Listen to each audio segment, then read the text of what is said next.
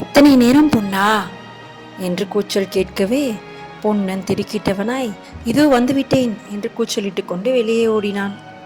பொன்னன் போன பிறகு வள்ளி வீட்டு காரியங்களை பார்க்க தொடங்கினாள். குடிசையை மெழுகி சுத்தம் செய்தாள். மரத்தடியில் கட்டியிருந்த எருமை மாட்டை கறந்து கொண்டு வந்தாள். பிறகு காவிரியில் மரக்கிளைகள் தாழ்ந்திருந்த ஒரு இடத்தில் இறங்கி குளித்துவிட்டு வந்தாள்.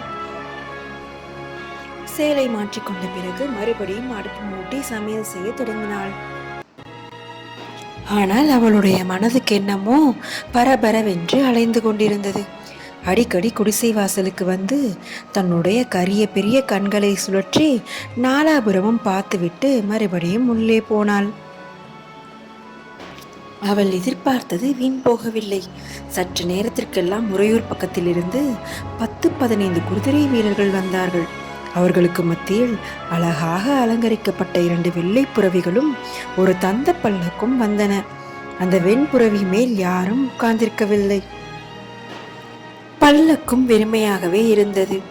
திடகாத்திர தேகிகளான 8 பேர் பல்லக்கை சுமந்து கொண்டு வந்தார்கள். எல்லோரும் தோணித்துறைக்கு சற்று தூரத்தில் வந்து நின்றார்கள். பல்லக்கு கீழே இறக்கப்பட்டது.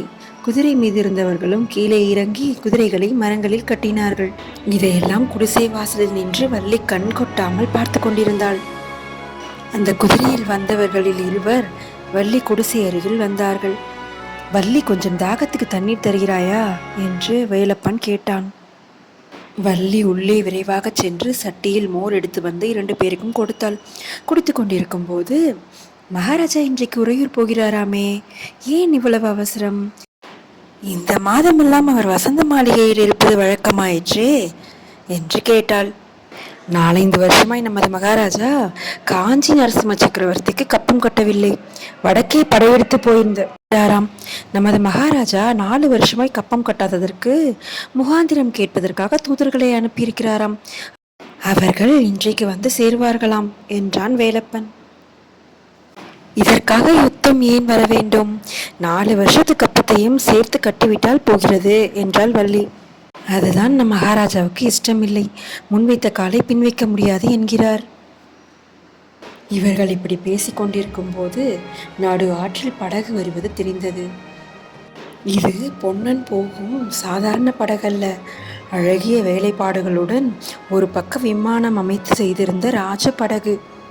படகின் விமானத்தில் 3 பேர் அமர்ந்திருந்தார்கள். அவர்களை பார்த்ததும் ராஜ குடும்பத்தினர் என தெரிந்து கொள்ளலாம்.